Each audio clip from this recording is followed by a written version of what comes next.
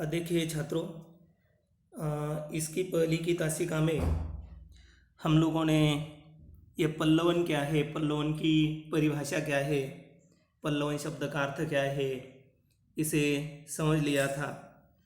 अब हम इसके आगे जो भी है पल्लवन की विशेषता क्या है या पल्लवन का अर्थ उन्होंने क्या बताया है, उसे अब हम क्रमशः देखने वाले हैं। यहाँ पर अध्यापक जो है यानी रोशन ने कहा था कि सर इसकी परिभाषा समझाइए। तो अध्यापक जो है वे कहते हैं कि हाँ हाँ नहीं, हाँ हाँ क्यों नहीं। और फिर हिंदी में पल्लवन शब्द अंग्रेजी एक्सपेक्शन शब्द के प्रतिशब्द के रूप में आता है।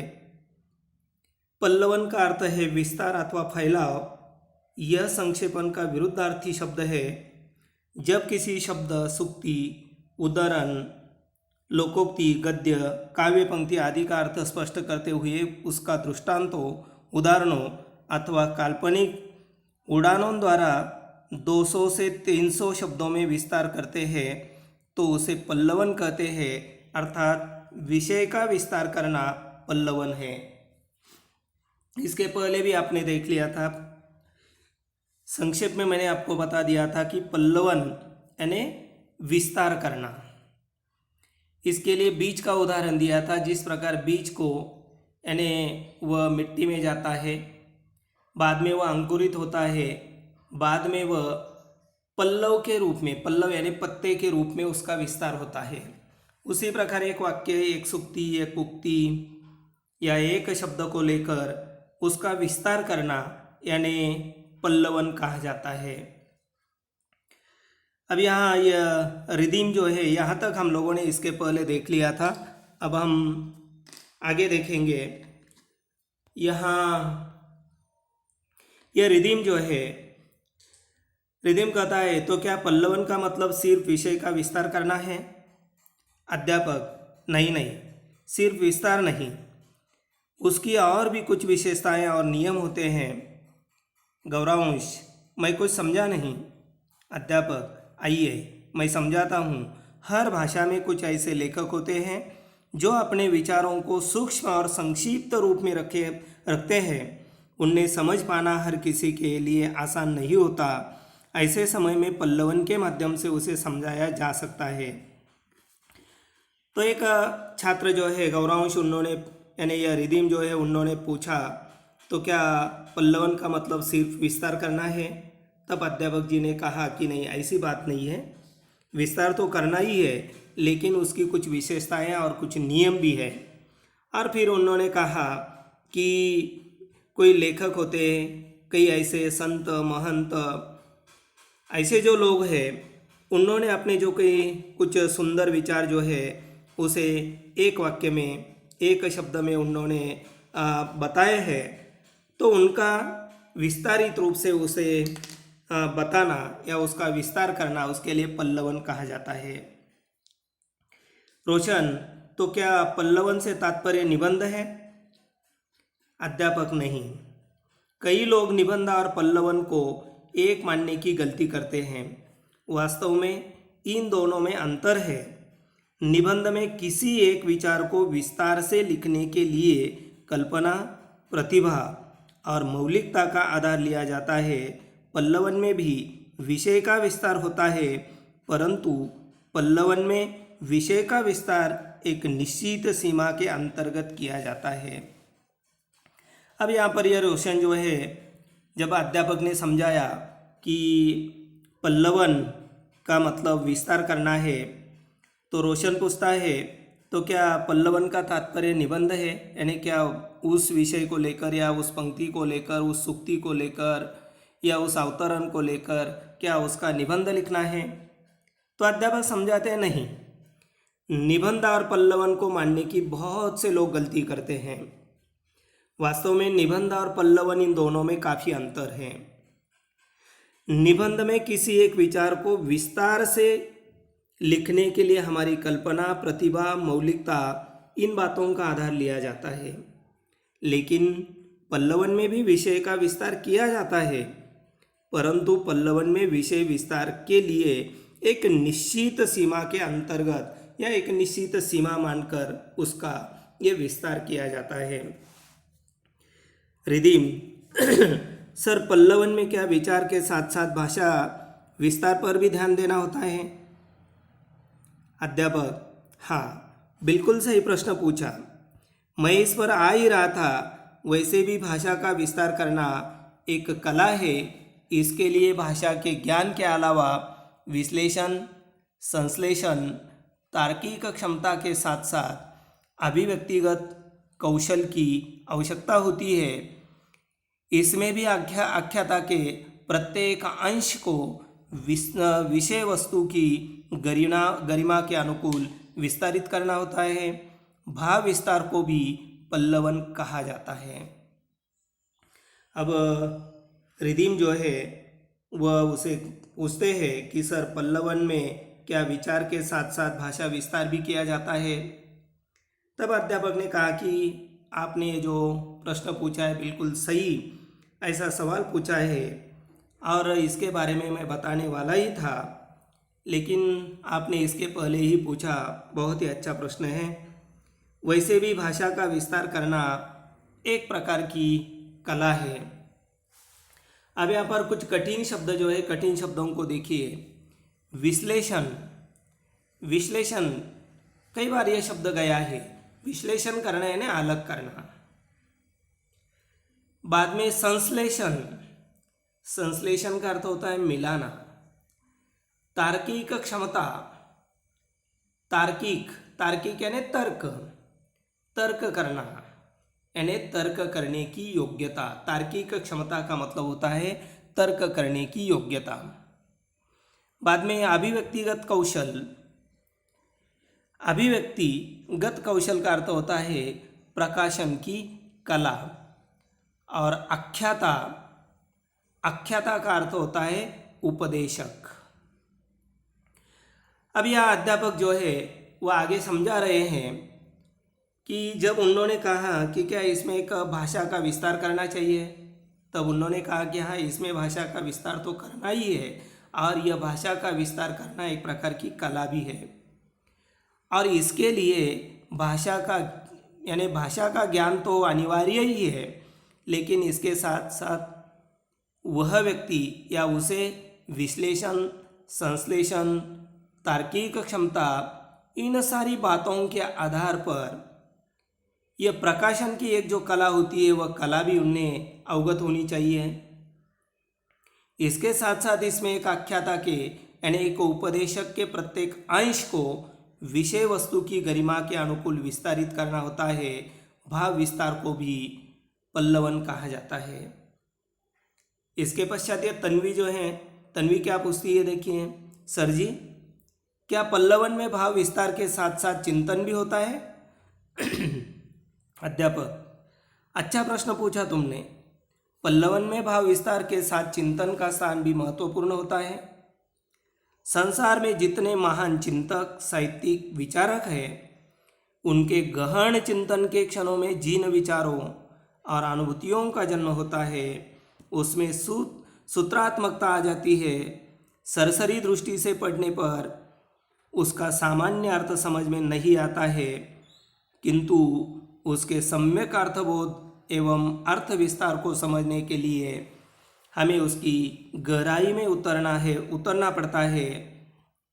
जो हम उस गंभीर भाव वाले वाक्यखंड, वाक्य या वाक्य समूह में गोता लगाते हैं, त्यों हम उसके मर्मस्पर्शी भावों को समझने लगते हैं।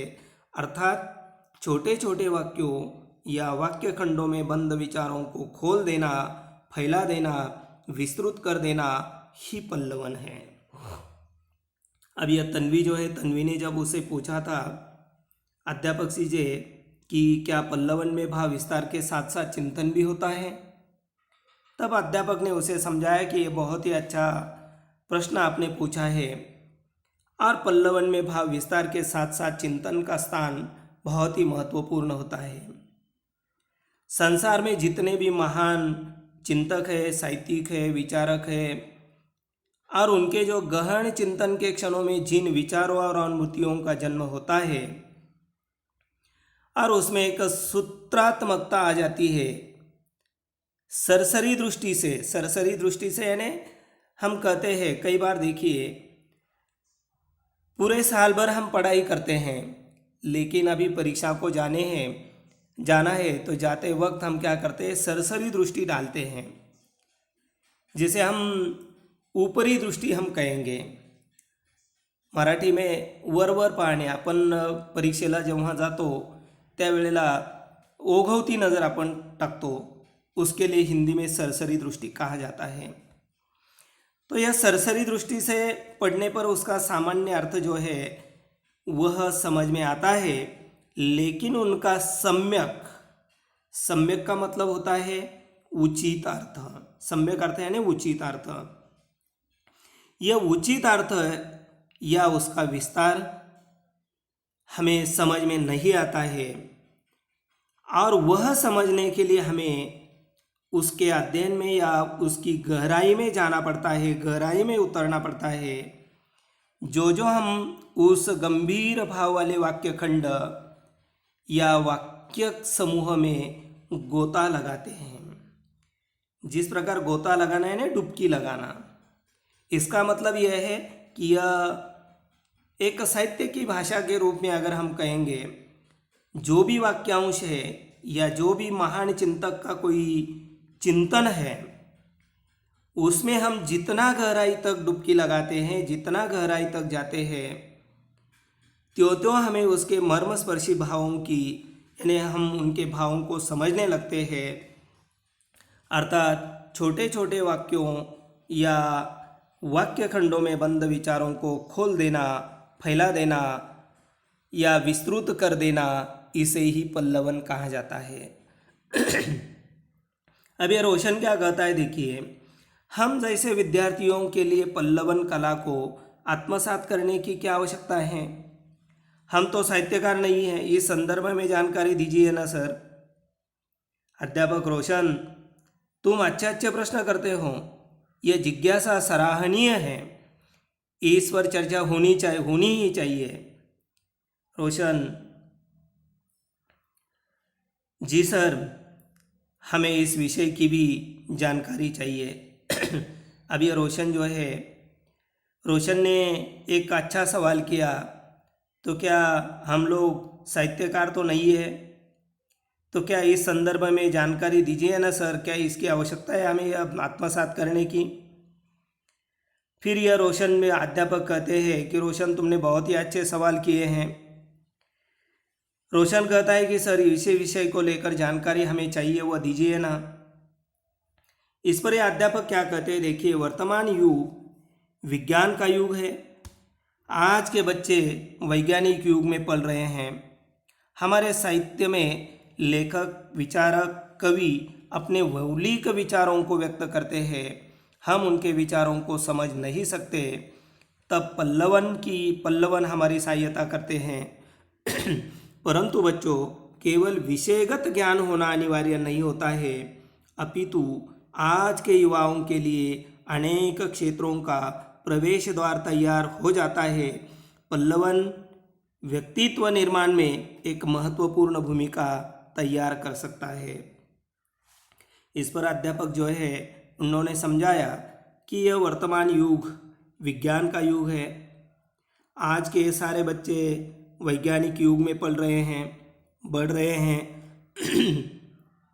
हमारे साहित्य में लेखक, विचारक, कवि अपने मौलिक विचारों को, मौलिक विचार का अर्थ है मूल संबंधी विचार, या मौलिकता का अर्थ होता है नवीनता। ये आपने देख लिया है। ये जो भी कवि है वह अपने नवीन विचार उसे वह साहित्य के माध्यम से व्यक्त करते हैं। हम उनके विचारों को समझ नहीं सकते, तब यह पल्लवन हमारी सहायता करता है। लेकिन देखिए बच्चों, केवल विषयगत ज्ञान होना अनिवार्य नहीं होता है, तो पल्लवन के माध्यम से या युवाओं को अनेक क्षेत्रों का प्रवेश द्वार पल्लवन के माध्यम से वह तैयार हो जाता है। पल्लवन व्यक्तित्व निर्माण में भी एक महत्वपूर्ण भूमिका तैयार करता है। तब यह तन्वी कहती है कि वह कैसे। इस पर यह अध्यापक जो है उसे समझाते हैं। अब गौर से सुनो, शारीरिक विकास के साथ साथ बौद्धिक विकास भी आवश्यक होता है। केवल शिक्षा तथा साहित्य में ही पल्लवन का महत्व नहीं है, बल्कि उत्कृष्ट वक्ता, पत्रकार, नेता, प्रोफेसर, वकील आदि पद प्राप्त करने के लिए इस कला से अवगत होना अनिवार्य है।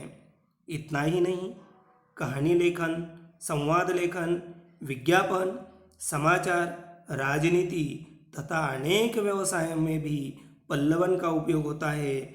हमारे करियर की दृष्टि से भी पल्लवन उपयुक्त है। अब देखिए, यह अध्यापक जो है, तन्वी ने जब पूछा था कि वह कैसे, तब उन्होंने उसे बहुत ही अच्छी तरीके से समझाया।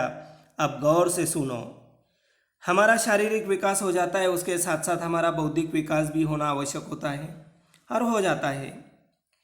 केवल शिक्षा तथा साहित्य में ही पल्लवन का महत्व नहीं है, बल्कि उत्कृष्ट वक्ता, पत्रकार, नेता, प्रोफेसर, वकील आदि लोग जो है या आदि पद प्राप्त करने के लिए इस कला से अवगत होना बहुत ही आवश्यक है। इतना ही नहीं, कहानी लेखन में यह पल्लवन तो मालूम ही होना चाहिए। संवाद लेखन हो, विज्ञापन हो, समाचार हो, राजनीति तथा अन्य व्यवसायों में भी पल्लवन का उपयोग होता है और इसीलिए यह पल्लवन हमारी करियर के दृष्टि से अत्यंत उपयुक्त है। तब इस पर यह मितवा, सर जी कितनी अच्छी और महत्वपूर्ण जानकारी आप दे रहे हैं, लेकिन मेरे मन में प्रश्न उठ रहा है कि पल्लवन की विशेषताएं क्या होती हैं। अपने पहली तासिका में पहले मैंने संक्षेप में आपको यह पल्लवन की विशेषताएं जो है वह भी बता दी थी। तो यह अध्यापक कहते हैं, बताता हूँ, इन्हें आप अपनी कॉपी में लिख सकते हैं। चलिए, मैं पल्लवन की विशेषताएं बोर्ड पर लिखता हूँ। पल्लवन की विशेषताएं कल्पनाशीलता है, मौलिकता है, सृजनात्मकता है, प्रवाहमयता है, भाषा शैली, शब्द चयन, सहजता, स्पष्टता और क्रमबद्धता। ये जो विशेषताएं हैं वह उन्होंने बताई है। पल्लवन में कल्पनाशीलता का होना अनिवार्य है। मौलिकता का अर्थ मैंने आपको समझाया। मौलिकता यानी नवीनता, उसमें नवीनता होनी चाहिए, नावीन्य होना चाहिए। सृजनात्मकता उसमें होनी चाहिए, सृजनशीलता उसमें होनी चाहिए। प्रवाहमयता यानी वह ऐसा पल्लवन होना चाहिए कि प्रवाहमय, अबाध गति से, यानी एक प्रकार की धारा प्रवाह हिंदी का प्रयोग उसमें होना चाहिए। भाषा शैली जो है वह उसमें कहावतें, लोकोक्ति इनका भी इस्तेमाल करना चाहिए। सरल और सुबोध ऐसी भाषा शैली उसमें होनी चाहिए। शब्दों का चयन अच्छी तरीके से करना चाहिए और यह उसमें सहजता यानी सहज और सरलता से किया गया पल्लवन होना चाहिए। और आपको जो भी बात बतानी है वह स्पष्ट होनी चाहिए और पल्लवन में क्रमबद्धता होनी चाहिए। तो इस प्रकार की ये विशेषताएं जो है वह विशेषताएं उन्होंने बताई है। फिर एक लड़की पूछती है, सर जी क्या पल्लवन लिखने की कोई अलग शैली होती है? अध्यापक, हाँ, पल्लवन लिखने की निम्न शैलियाँ प्रचलित हैं। यानी यह पल्लवन जो हम करते हैं वह लिखने की कई शैलियाँ जो है उसमें से पहली शैली उन्होंने बताई। इसमें विषय प्रवर्तन प्रथम वाक्य से ही प्रारंभ हो जाता है। इसमें इधर उधर बहकने की एवं लंबी चौड़ी भूमिका बनाने की कोई आवश्यकता नहीं होती। प्रथम वाक्य से ही श्रृंखलाबद्ध रोचकतापूर्ण एवं उत्सुकता भरे वाक्य लिखने चाहिए। अब यहाँ पर देखिए, पल्लवन लिखते समय उसकी कुछ शैलियाँ जो है वह शैलियाँ यहाँ पर उन्होंने बताई है। पहली बात उन्होंने बताई है कि इसमें यह विषय प्रवर्तन का अर्थ होता है कार्यारंभ, यानी विषय का आरंभ। जो भी जिस विषय को लेकर आप पल्लवन कर रहे हैं वह प्रथम वाक्य से ही प्रारंभ होना चाहिए। इसमें इधर उधर बहकने की एवं लंबी चौड़ी भूमिका बनाने की कोई आवश्यकता नहीं है। जिस प्रकार हम निबंध लिखते हैं, निबंध में हम लंबी चौड़ी इधर उधर की बातें लिख देते हैं, इसमें ऐसा नहीं होना चाहिए। जो भी पल्लवन करना है, जिस विषय को लेकर करना है, बस पहले वाक्य से ही वह प्रारंभ होना चाहिए। यहाँ इधर उधर बहकने की, लंबी चौड़ी भूमिका निभाने की कोई आवश्यकता बिल्कुल नहीं है। प्रथम वाक्य से ही श्रृंखलाबद्ध यानी क्रमबद्धता से रोचकतापूर्ण, उसमें रोचकता होनी चाहिए एवं उत्सुकता भरे, क्योंकि पढ़ते समय पढ़ने वाले के मन में आगे क्या है यह जानने की उत्सुकता उसके मन में होनी चाहिए। इस प्रकार यह उत्सुकता भरे वाक्य उसमें होनी चाहिए। अब दूसरी बात उन्होंने बताई है, कुछ विद्वान ऐसा मानते हैं कि प्रारंभिक 2-3 वाक्यों की भूमिका बनानी चाहिए, मध्य के 10-12 वाक्यों में विषय प्रतिपादन करें तथा अंतिम 2-3 वाक्यों में उपसार प्रस्तुत करें। अब यहाँ कुछ विद्वान, कुछ लोग जो है उनका मानना है कि प्रारंभिक 2-3 वाक्य जो है, पहले शुरू के जो 2-3 वाक्य हैं, उन वाक्यों में जिस विषय को लेकर आप पल्लवन करने वाले हैं उसे लेकर एक प्रकार की भूमिका उसमें बनानी चाहिए। और उसके पश्चात बीच में, मध्य में जो 10-12 वाक्य लिखने वाले हैं उसमें जो विषय आपने लिया है उस विषय का विषय प्रतिपादन 10-12 वाक्यों में करना चाहिए। और अंत में जो 2-3 वाक्य है, उन 2-3 वाक्यों में उसका उपसंहार करना आवश्यक है। इस पर अभी रोशन देखिए, सर क्या पल्लवन की प्रक्रिया भी अलग होती है? इस संदर्भ में भी संक्षिप्त में जानकारी दीजिए ना अध्यापक। वैसे पल्लवन की जानकारी लेते लेते उसकी प्रक्रिया पर भी हमारी चर्चा हुई है, फिर से थोड़ा स्पष्ट करता हूँ। 1. विषय को भली भांति पढ़ना, समझना, ध्यान केंद्रित करना, अर्थ स्पष्ट होने पर पुनः सोचना। अब यहाँ जो एक रोशन जो है उन्होंने पूछा तो पल्लवन की प्रक्रिया अलग होती है? तो अध्यापक ने कहा कि देखिए, हम पल्लवन की जानकारी लेते लेते उनकी प्रक्रिया पर भी चर्चा हुई है, लेकिन फिर मैं आपको स्पष्ट शब्दों में यहाँ बता देता हूँ। पहली स्टेप ये है कि जो भी विषय है उस विषय को हमें भली भांति पढ़ना है। जो भी दिया है उसे पढ़ लेना है, समझ लेना है कि भाई किस विषय को लेकर हमें यह पल्लवन करना है, उसे समझना है, उस विषय पर ही हमारा ध्यान केंद्रित करना है और अर्थ स्पष्ट होने पर पुनः एक बार सोचना चाहिए। दूसरी स्टेप या यह जो पल्लवन की प्रक्रिया है उसमें दूसरी महत्वपूर्ण बात यह है कि विषय की संक्षिप्त रूपरेखा बनाना, उसके पक्ष विपक्ष में सोचना, फिर विपक्षी तर्कों को काटते हुए तर्कसंगत विचार करना, उसके बाद तर्कसंगत तथा सम्मत विचारों को संयोजित करना तथा असंगत विचारों को हटाकर अनुच्छेद तैयार करना। यहाँ पर अभी यह कठिन शब्द जो है वह कठिन शब्द देखिए, सम्मत विचार। सम्मत विचार का अर्थ है उचित विचार। बाद में संयोजित, संयोजित का अर्थ होता है अनुचित। और यह असंगत जो है, असंगत यानी असंगत, उसमें कोई कठिन तो है नहीं। सम्मत विचार यानी उचित। संयोजित का अर्थ है मिलाना या जोड़ना, और असंगत का अर्थ है अनुचित। अब हम क्रमशः देखेंगे।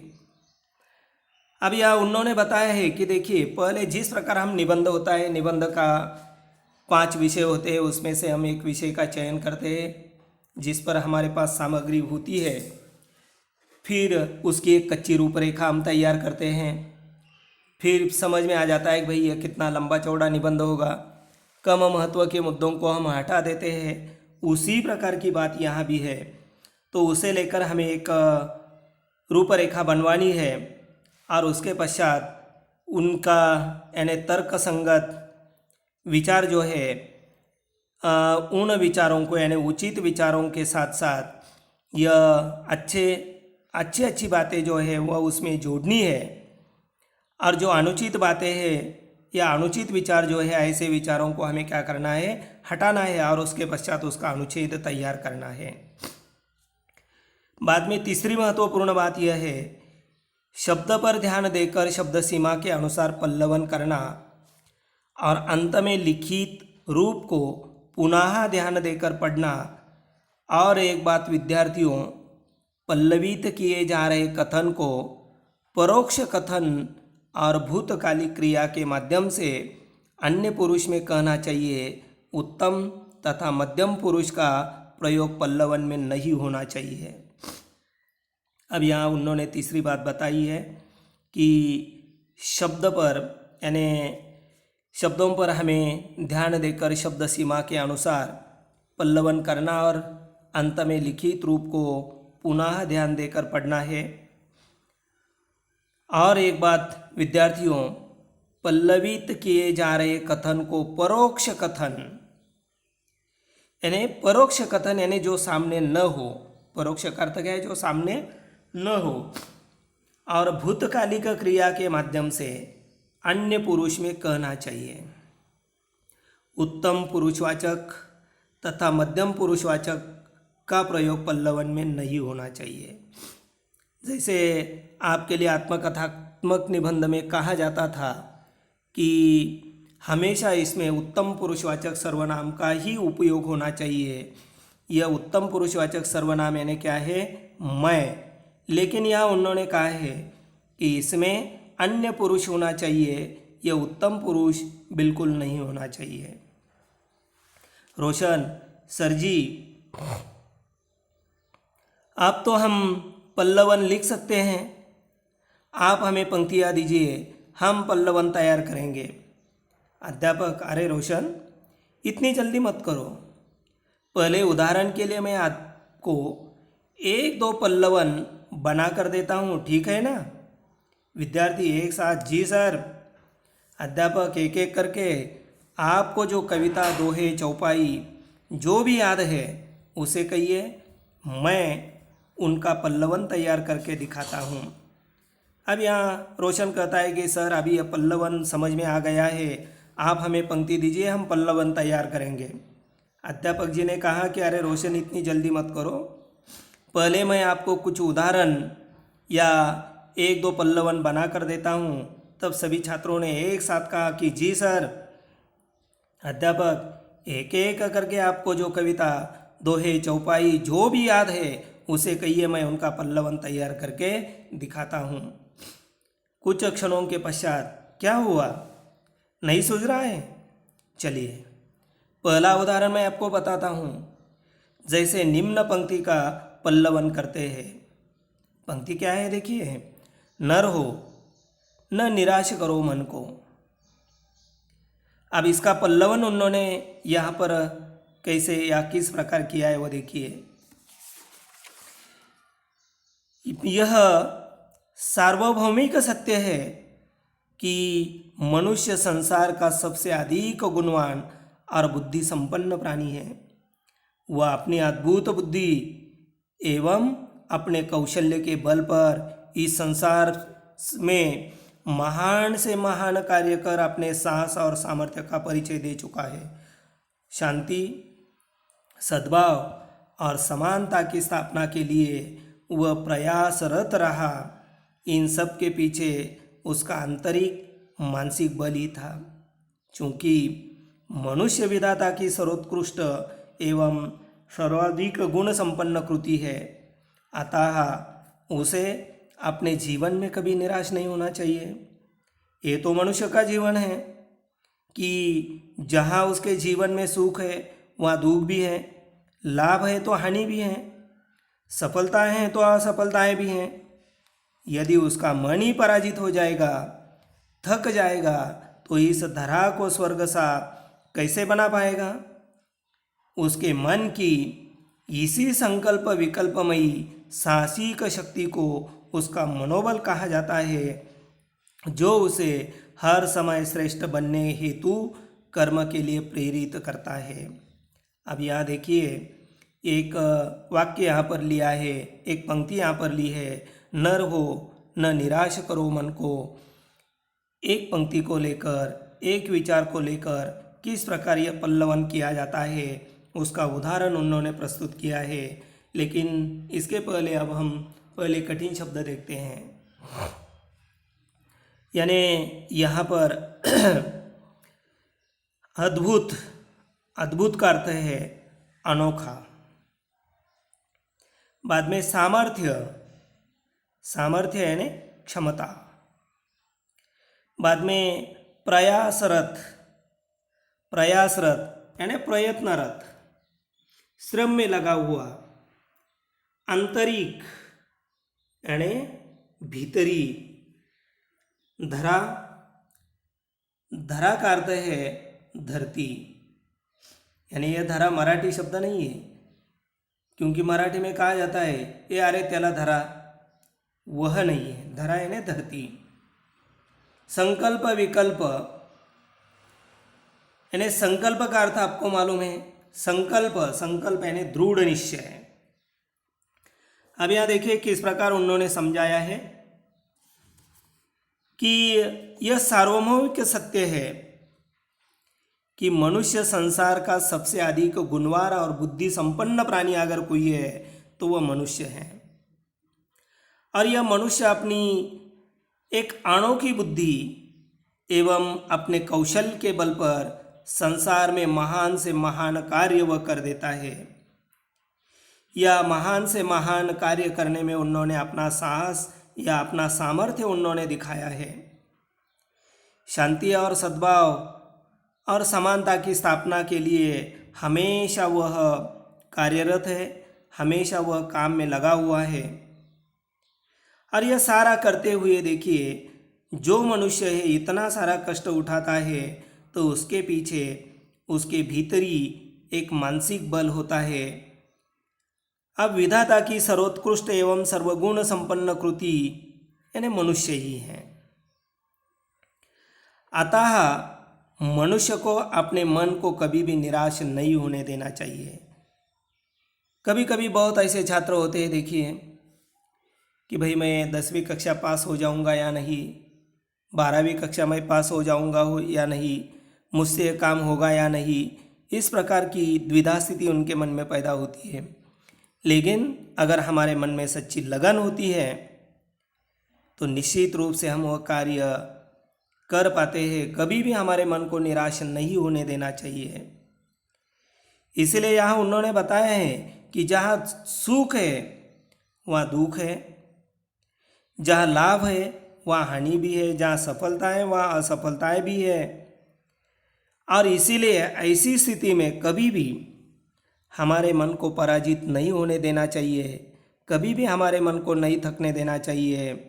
और इस धरती को हमें स्वर्ग बनाना है।